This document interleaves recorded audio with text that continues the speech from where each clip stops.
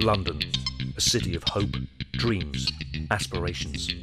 The home of Parliament, royalty and law and order. But underneath London's majestic splendour is a darker world which is rotten to the core.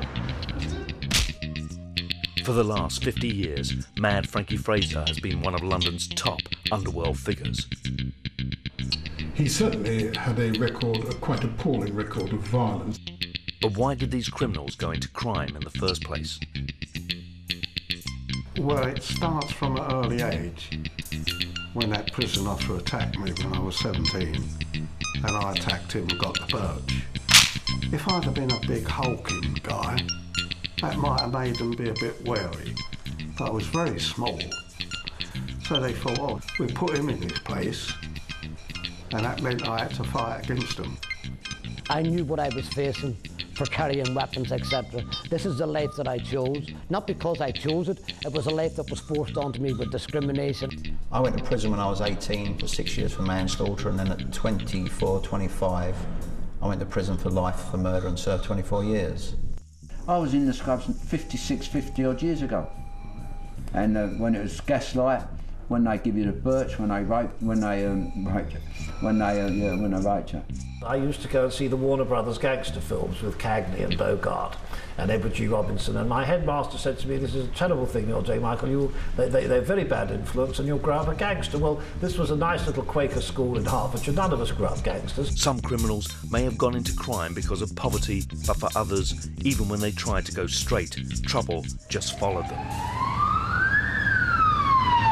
Albert Redding was put in charge of security at some of London's toughest drinking dens. I'm what I call a contact man. If a firm wants something done, I'll go and talk to the people. And I can go anywhere, and I've got a way of talking and a way of doing things. I could handle any pub. And the harder the pub they give me, the more they respected me. They brought Banks in, 6'4". Everyone was petrified of him. They brought him in this night to do me. I'm going to hurt him, that's how he spoke, and I'm going to hurt him in a minute, I'm going to really hurt him.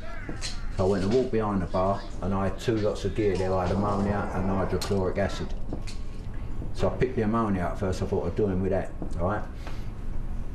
And all of a sudden I thought, no, I'll give him the other gear. So I picked the hydrochloric acid up. So I went, squirted it all over him, and he didn't start screaming or nothing. And all of a sudden I thought, Jesus, if he gets up, but then he started smoking it. Blinded him in one eye, didn't it? Lost all his side of his face, he's completely black, lost all his hair. I bought a lovely pair of shoes out the West End, and I was kicking him, and I didn't know, but I messed my shoes up because all the acid went on the shoes as well.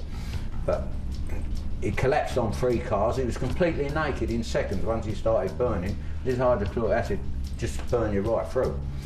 And the next day, all the people that drank in the pub was all putting their glasses back on the counter and saying, all right, Albert, all right, and all that. I said, but Albert, what was it? What'd you put over him? I said, I never put nothing over him. They said, you barbaric bastard. No, I had to put straws up his nose and cover his head with plaster, and it would be on there for about an hour and a half. It was only about halfway through the process I realised things weren't quite going right because he was gripping the edge of the chair. The stuff was nearly dry anyway, so I just chiselled it off as quick as I could. To find him underneath panting, and I said, you're right, what's that? He said, I couldn't breathe. He said, it's the nose. And I said, what were you doing if you couldn't breathe? He said, I was holding my breath. And I just thought, bloody hell, that's the mark of the man, that he's so stubborn that, you know, he'd rather die than hold his hand up saying that he'd had enough. The criminal himself is actually a very gifted, talented entertainer. Right? They are more entertaining and celebrity worthy than an awful lot of the so-called celebrities that are about there today. I think crime or gangster chic's become very popular. The people that have made it popular are middle-class people who wouldn't step out of line. They wish that they had the qualities that some of these people who have got, who will basically say, bollocks to the law, I am my own law, I'm willing to risk my liberty for what I believe in. Gangster turned celebrity Dave Courtney is carving out a new role for himself in the media, appearing in numerous television shows. I'm a proper flash cheeky monkey. I do like dressing up in the bedroom and out the bedroom. I'm just telling you, I have a laugh in my work. When it was crime, I had a laugh in that. A journalist is someone that writes about something and you say it as you see it. Unless you write about Dave Courtney, you can't glamorise it, glorify it, justify it, legalise it. You can only say, keep in the high moral stance, as you can. How the fuck can you write about me and say it ain't glamorous? Stop! You know what I mean? Stop it! Look what I live in. You understand what I'm going? Get a load of me, you cunt!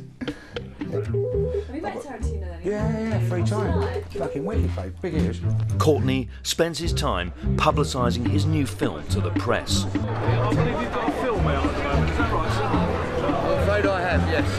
Hell to Pay. Right? I don't have to try and sell it to you because it's a bollocks, and when you see it, you'll want to watch it. I think when most people, when they buy into crime and they're reading about it and they get excited about it, they're only actually looking at a very thin veneer of what that whole world's about. And in my experience, it's about 10% glamour and 90% misery. There's a sort of heroic air about villains, but what I would advise them is to find out what it is really like in prison and to find that if they really want to waste a large portion of their life going down that road.